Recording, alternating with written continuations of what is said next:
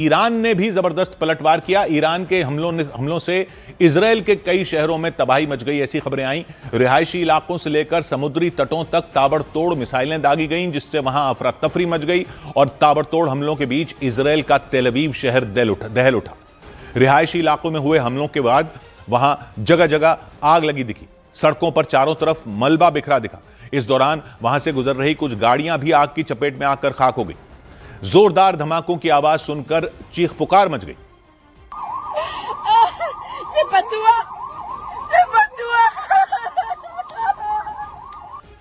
हालांकि इस दौरान लगातार सायरन बजाकर लोगों को हमलों से सावधान रहने की चेतावनी दी गई। हमले के खतरों को देखते हुए उन्हें बंकरों में जाने की हिदायत दी गई। इस बीच तेल अवीव शहर के हुलोन समुद्र तट पर भी जोरदार धमाका हुआ। धमाके के बाद वहां आग की लपटें उठती नजर आईं। आसमान में कई फीट ऊपर तक काले धुएं का गुबार उठता नजर आया। और इजराइल में हो रहे भयानक हमलों के बीच ईरान के मीडिया ने एक वीडियो जारी कर दावा किया कि ईरान से क़द्र और इमाद जैसी लंबी दूरी तय करने वाली मिसाइलें दागी जा रही हैं। ये मिसाइलें रात के अंधेरे में इजराइल की ओर लॉन्च होती हुई दिखाई दी। दावा किया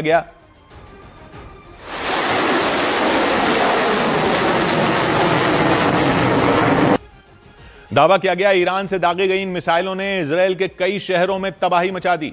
क़द्र और इमाद ईरान की ऐसी बैलिस्टिक मिसाइलें हैं जिनकी रेंज पश्चिम एशिया के बड़े हिस्से को कवर कर सकती है, ऐसा दावा है। इमाद जो है ईरान की मिसाइल 1700 किलोमीटर से ज्यादा की दूरी तय कर सकती है। इसका निशाना बेहद सटीक माना जाता है, जबकि क़द्र 2000 किलोमीटर से ज्यादा दूरी तय कर सकती है। दावा किया गया कि ईरान इन मिसाइलों से इजराइल पर पलटवार कर रहा है। ईरान के अखबार तेहरान टाइम्स ने हमले में तेल अवीव शहर में भीषण तबाही का दावा किया। ईरान से छोड़ी गई मिसाइलों की वजह से शहर की कई इमारतों को नुकसान पहुंचा, ऐसा दावा किया गया। हमले की वजह से कुछ इमारतें खंडहर में तब्दील हो गईं। इमारत के अंदर और उसके आसपास मलबा इकट्ठा हो गया। तेल अवीव के अलावा इजराइल की राजधानी यरूशलेम में भी हुए धमाकों ने कोहराम मचा दिया। धमाकों के बीच लोगों को बंकरों में छिपने की हिदायत दी गई। यहाँ पे सायरन बजी है, उसके बाद धमाके जोरदार हुए। या तो इंटरसेप्ट किया गया मिसाइल्स को जो लगातार ईरान की तरफ से अटैक किया जा रहा है, और अब हम देख रहे हैं इर्द गिर्द जो हैं वो एम्बुलेंसेस की आवाज सुनाई दी जा रही है। इसके अलावा इजराइल के बनी बराक शहर में भी ईरान ने बमबारी की। शहर के बीचों बीच हुए हमले की वजह से लोग खौफ में आ गए। इस दौरान सड़क पर खड़ी कुछ गाड़ियां आग की चपेट में आ गई। लगातार हो रहे हमलों के बीच लोग सुरक्षित जगहों पर भागने लग गए। उधर इजराइल ने यह कहकर खलबली मचा दी कि ईरान ने बैलिस्टिक मिसाइल के जरिए इजराइल पर क्लस्टर बमों से हमला किया। इजराइल के मुताबिक ईरान ने बैलिस्टिक मिसाइल के जरिए इजराइल में क्लस्टर बम गिराए, जिनका असर कई किलोमीटर के इलाके में हुआ। हालांकि ईरान ने इजराइल की फौज के उन दावों पर कोई जवाब नहीं दिया, लेकिन इजराइल का दावा यह है कि ईरान की तरफ से तेल अवीव पर बैलिस्टिक मिसाइल से हमला किया गया और मिसाइल के जरिए तेल अवीव पर क्लस्टर बम गिराए गए। क्लस्टर बम का मतलब है एक साथ कई बम, यानी बहुत सारे बमों का एक गुच्छा। यानी इजराइल ने दावा किया कि एक ही मिसाइल में एक साथ बहुत सारे बमों को तेल अवीव पर गिराया गया। क्लस्टर बमों का असर दूसरे बमों के मुकाबले काफी ज्यादा होता है और एक बहुत बड़े इलाके में होता है, क्योंकि इन्हें मिसाइलों के जरिए काफी ऊंचाई से निशाने पर गिराया जाता है, जिसकी वजह से ये काफी बड़े इलाके में असर डालते हैं। इजराइल की फौज का दावा है कि इस बार ईरान ने जिस बैलिस्टिक मिसाइल से हमला किया उसने जमीन से करीब 8 किलोमीटर ऊंचाई से एक साथ 20 से ज्यादा बम गिरा दिए। मतलब जमीन पर मिसाइल के पहुंचने से पहले ही मिसाइल के बमों का एक पूरा गुच्छा यानी क्लस्टर गिरा दिया, जिसकी वजह से वो बम अलग अलग होकर बहुत बड़े इलाके में फैल गए। दावा यह किया गया कि गिराए गए क्लस्टर बम ने करीब 7 से 8 किलोमीटर के दायरे में तबाही मचाई, यानी एक बहुत बड़े इलाके में उस बम का असर हुआ। हालांकि इजराइल की सरकार का दावा यह है कि ईरान जैसे देश के पास क्लस्टर बमों की तकनीक होने की उनके पास पहले कोई जानकारी नहीं थी। इसीलिए इजराइल की सेना का दावा यह है कि ईरान के पास क्लस्टर बमों की तकनीक के पीछे चीन या रूस की सेना का हाथ हो सकता है। इजराइल की फौज को शक यह है कि लंबे वक्त से जंग की तैयारी कर रहे ईरान ने पहले से रूस या चीन की मदद से बड़ी संख्या में क्लस्टर बम बना लिए थे। इजराइल की फौज का दावा यह है कि पिछले साल जून में जब ईरान और इजराइल के बीच 12 दिन तक जंग जैसे हालात बने रहे थे, उस वक्त भी इजराइल को क्लस्टर बम जैसे हमले का शक हुआ था। हालांकि उस वक्त इजराइल ने इस तरह की आशंकाओं को सिर्फ इसलिए खारिज कर दिया था क्योंकि उसे यह अंदाजा ही नहीं था कि ईरान के पास क्लस्टर बम जैसा हथियार भी हो सकता है। लेकिन इस बार के हमले के बाद इजरायल की फौज को भरोसा हो गया कि ईरान के पास न सिर्फ क्लस्टर बम मौजूद हैं, बल्कि वो उनका इस्तेमाल भी बड़े पैमाने पर कर रहा है। हालांकि क्लस्टर बम जैसे बमों का इस्तेमाल युद्ध में बेहद खराब माना जाता है, क्योंकि इनका इस्तेमाल करने के कारण सामान्य नागरिकों को नुकसान होने की संभावना बढ़ जाती है। इसके अलावा क्लस्टर बमों में एक साथ बहुत बड़ी संख्या में बम गिराए जाते हैं, जिनमें कई बार कुछ बम बिना फटे ही रह जाते हैं, जिनमें हमले के कई दिन बाद धमाके होने की आशंका बनी रहती है, और ऐसा होने पर नुकसान बहुत बड़े पैमाने पर हो सकता है। लेकिन इजरायल में इस तरह का बम गिराए जाने की खबरों से पहले रूस और यूक्रेन की जंग में भी क्लस्टर बमों से हमले की खबरें आई थीं। रूस पर आरोप लगे थे कि उसने यूक्रेन के आम लोगों को निशाना बनाने के लिए जंग के शुरुआती महीनों में ही क्लस्टर बमों का इस्तेमाल किया था, और अब उसी तरह के बम गिराए जाने की शिकायत इजरायल की फौज ने भी कर दी। क्लस्टर बम गिराए जाने के लिए आमतौर पर बैलिस्टिक मिसाइलों का ही इस्तेमाल किया जाता है, क्योंकि इनका वजन करीब 500 किलो से 1000 किलो तक हो सकता है, और इतना वजन छोटी मिसाइलों के जरिए ले जाना मुमकिन नहीं है। जबकि ईरान के पास बैलिस्टिक मिसाइलों की कमी नहीं है। अलग अलग रेंज तक मार करने वाली कई बैलिस्टिक मिसाइलें ईरान की सेना के पास हैं। ईरान के सरकारी मीडिया में छपी हुई खबरों के आधार पर दावा किया गया कि ईरान में बन रही कद्र बैलिस्टिक मिसाइल क्लस्टर बम ले जाने में पूरी तरह सक्षम है, जो 2000 किलोमीटर की दूरी तक किसी भी लक्ष्य पर सटीक निशाना लगा सकती है। यही नहीं, ईरान की जुल्फकार मिसाइल भी क्लस्टर बम ले जाने में पूरी तरह सक्षम है। उधर खबर आई कि अमेरिका और इजरायल के साथ जंग के दौरान ईरान में जान गंवाने वाले लोगों की संख्या 1000 के पार चली गई। अमेरिका और इजरायल के साथ जारी जंग के बीच ईरान में मरने वालों की संख्या बढ़कर 1000 के पार चली गई। ईरान की तरफ से दी गई जानकारी के मुताबिक अमेरिका और इजरायल के हमलों में उसके 1045 नागरिक मारे जा चुके हैं। लेबनान ने दावा किया कि इजरायल की सेना की तरफ से किए गए हमलों की वजह से 65,000 से ज्यादा लोग बेघर हो गए। लेबनान सरकार ने इस बात का भी दावा किया कि चरमपंथी संगठन हिजबुल्लाह की मिलिट्री कार्रवाई को गैर कानूनी घोषित कर दिया गया है। और इस सब के बीच पश्चिम एशिया में जारी जंग के दौरान यूरोप के देश सर्बिया के राष्ट्रपति ने स्ट्रेट ऑफ हॉर्मुज के नहीं खुलने पर तेल की कीमतों में बेतहाशा बढ़ोतरी की चेतावनी दे दी। उन्होंने अपने बयान में यह तक कह दिया कि अगर ईरान ने स्ट्रेट ऑफ हॉर्मुज को बंद ही रखा तो यूरोप नर्क में चला जाएगा, क्योंकि उनके मुताबिक तेल की कीमतों में इतनी बढ़ोतरी हो जाएगी किसी के संभाले नहीं संभलेगी। स्ट्रेट ऑफ हॉर्मुज वही समुद्री रास्ता है जहां से दुनिया के कुल तेल कारोबार का बड़ा हिस्सा गुजरता है। सर्बिया के राष्ट्रपति के मुताबिक स्ट्रेट ऑफ हॉर्मुज के बंद रहने पर कच्चे तेल की सप्लाई बुरी तरह प्रभावित होगी और यूरोप में ईंधन संकट गहरा जाएगा। उन्होंने आशंका जताई कि महंगाई बेकाबू हो सकती है। यूरोप के उद्योग और ट्रांसपोर्ट सेक्टर पर सीधा असर पड़ सकता है। सर्बिया के राष्ट्रपति ने दो टूक कह दिया कि तेल की कीमतों में आने वाला उछाल यूरोप के देशों की अर्थव्यवस्था को हिलाकर रख सकता है। सर्बिया के अलावा इराक ने भी जंग को लेकर गंभीर चिंता जताई।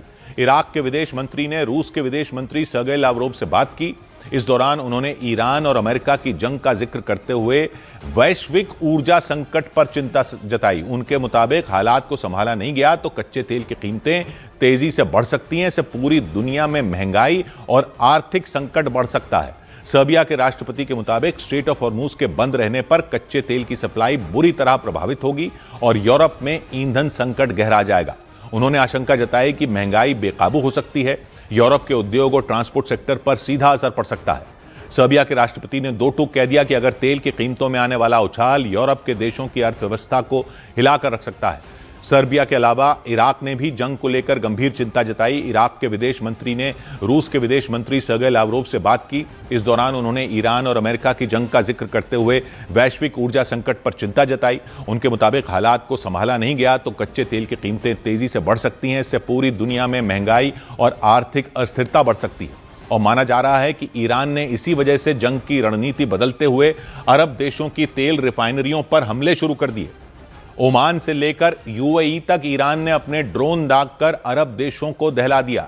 ईरान ने यूएई के फुजैरा ऑयल इंडस्ट्री जोन को निशाना बनाकर ड्रोन हमला कर दिया और ईरान के इस हमले के बाद तो वहां कोहराम मच गया। फुजैरा ऑयल इंडस्ट्री जोन से आग की लपटें और काला धुआं उठता दिखा।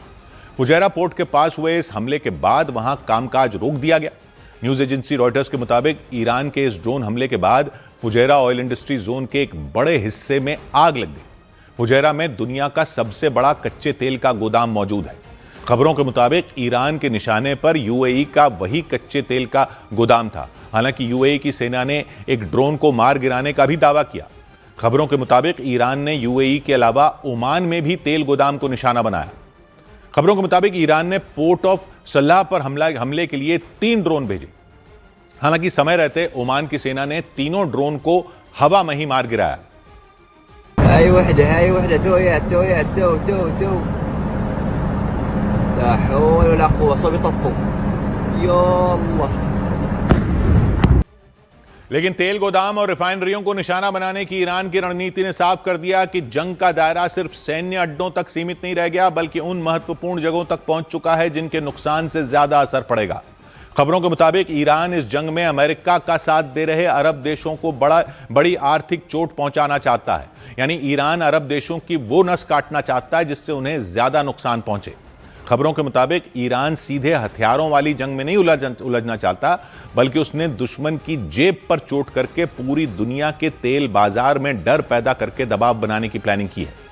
अरब देशों की रिफाइनरियों पर हमलों का असर पूरी दुनिया में पड़ सकता है, क्योंकि पूरी दुनिया में कच्चे तेल और गैस के एक बड़े हिस्से की सप्लाई अरब देशों से ही होती है। अरब देशों की कमाई का बड़ा हिस्सा भी कच्चे तेल और गैस से ही आता है। माना जाता है कि अरब देशों की तेल रिफाइनरियों, तेल के कुओं या पोर्ट को नुकसान हुआ तो कच्चे तेल का उत्पादन कम हो सकता है, निर्यात घट सकता है, पूरी दुनिया में हाहाकार मच सकता है। और खबरों के मुताबिक ईरान की यह रणनीति है कि अगर उस पर हमला हुआ तो वो अरब देशों समेत पूरी दुनिया को बड़े संकट में डाल देगा।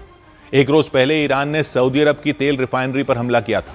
माना जा रहा है सऊदी अरब, ओमान और यूएई जैसे देशों की तेल रिफाइनरियों पर हमले से ईरान ने अमेरिका को भी सीधी चेतावनी देने की कोशिश की कि जंग सिर्फ सैन्य अड्डों तक सीमित नहीं रहने वाली और उसका दायरा बढ़कर अमेरिका की बड़ी बड़ी कंपनियों, अमेरिका का साथ दे रहे अरब देशों की तेल रिफाइनरियों और समुद्री रास्तों तक पहुंच गया। यानी ईरान के हमलों के बाद पश्चिम एशिया के वो देश भी जंग के आग में झुलस गए जहां अमेरिका के सैन्य अड्डे मौजूद हैं।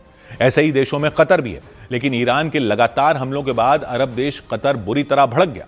कतर के विदेश मंत्रालय ने बयान जारी कर चेतावनी दी कि ईरान ने सभी सीमाएं लांघ दी, जिसका अंजाम उसे भुगतना पड़ेगा। कतर के विदेश मंत्रालय ने आरोप लगाया कि ईरान ने इस जंग के दौरान सैन्य ठिकानों को ही नहीं, रिहायशी इलाकों और उसकी तेल रिफाइनरियों को भी निशाना बनाया। जबकि ईरान ने दावा किया कि उसकी तरफ से ड्रोन और मिसाइलें अरब देशों में मौजूद अमेरिकी सैन्य ठिकानों को निशाना बनाकर दागी गई थीं। हालांकि इन हमलों का असर अरब देशों के रिहायशी इलाकों और ऊर्जा ढांचे पर भी पड़ा। कतर के विदेश मंत्रालय के प्रवक्ता ने दो टूक कह दिया कि ईरान ने सभी सीमाएं पहले ही लांघ दी थीं। उन्होंने आरोप लगाया कि ईरान ने अमेरिकी ठिकानों के बहाने तेल रिफाइनरियों पर हमले किए, रिहायशी इलाकों पर बम बरसाए। कतर के विदेश मंत्रालय ने चेतावनी देते हुए ऐलान किया कि ईरान के हमलों का जवाब जरूर दिया जाएगा। अपने supreme leader Ayatollah Ali Khamenei की मौत के बाद 28 फरवरी से ही ईरान ने खाड़ी के उन देशों पर मिसाइल और ड्रोन हमले शुरू कर दिए थे जहां अमेरिका के सैन्य अड्डे मौजूद हैं। ईरान ने अपनी मिसाइलों का मुंह कतर, यूएई, सऊदी अरब, बहरीन, ओमान और कुवैत की तरफ मोड़ दिया। खबरों के मुताबिक कतर पर तो ईरान ने 100 से ज्यादा मिसाइलें और दर्जनों ड्रोन दाग दिए। ईरान ने कतर में मौजूद अल उदैद एयरबेस और हमाद इंटरनेशनल एयरपोर्ट को निशाना बनाया। हालांकि कतर के एयर डिफेंस सिस्टम ने ज्यादातर हमलों को रोक दिया, लेकिन खबरों के मुताबिक कुछ रिहायशी इलाकों और तेल रिफाइनरियों को नुकसान पहुंचा। और इतना ही नहीं, इसका असर यह हुआ कि ईरान के हमलों से कतर की एयर स्पेस बंद हो गई, 8000 यात्री फंस गए और तेल रिफाइनरी पर काम रुक गया। अमेरिकी मीडिया के मुताबिक ईरान के साथ ऐसा युद्ध अरब देश बिल्कुल नहीं चाहते थे। इसे रोकने के लिए उन्होंने कोशिश भी की थी, लेकिन इजराइल और अमेरिका ने मिलकर ईरान को सबक सिखाने की ठानी और हमले शुरू कर दिए। लेकिन पलटवार ईरान की तरफ से भी शुरू हो गया। ईरान के निशाने पर सिर्फ इजराइल और अमेरिका ही नहीं रहे, ईरान की फौज ने खाड़ी के उन देशों को निशाना बनाया जो अमेरिका के साथ खड़े थे। लंदन के अखबार फाइनेंशियल टाइम्स के मुताबिक ईरान ने यूएई पर करीब उतने ही ड्रोन और मिसाइलें दागी जितनी इजराइल पर दागी। फाइनेंशियल टाइम्स के मुताबिक ईरान ने जंग में अपनी रणनीति बदलते हुए अरब देशों के प्रमुख व्यापार केंद्रों और पर्यटन केंद्रों को तबाह करने की प्लानिंग कर ली। इसके अलावा अरब देशों के तेल और गैस कारोबार पर भी ईरान की नजर बनी हुई है। फाइनेंशियल टाइम्स के मुताबिक ईरान की कोशिश खाड़ी देशों में अमेरिका की मौजूदगी पर दबाव बनाने की है। ईरान हमलों के जरिए खाड़ी में मौजूद अमेरिकी बेस को असुरक्षित दिखाने, वहां के तेल, गैस और समुद्री रास्तों पर हमले करके दुनिया में डर का माहौल बनाने की कोशिश में है। इसके अलावा दुबई और दोहा जैसे शहरों पर हमले करके कारोबारी और पर्यटन हब को हाई रिस्क जोन में तब्दील करने की भी रणनीति ईरान ने बना ली है। दुबई और दोहा ऐसे शहर हैं जहां दुनिया भर की बड़ी बड़ी कंपनियों के बड़े बड़े दफ्तर मौजूद हैं। वहां का रियल एस्टेट कारोबार आसमान की ऊंचाइयों पर, यानी ईरान का मानना है कि जंग में अगर वो बर्बाद हुआ तो वो अरब देशों को भी लेकर डूबेगा।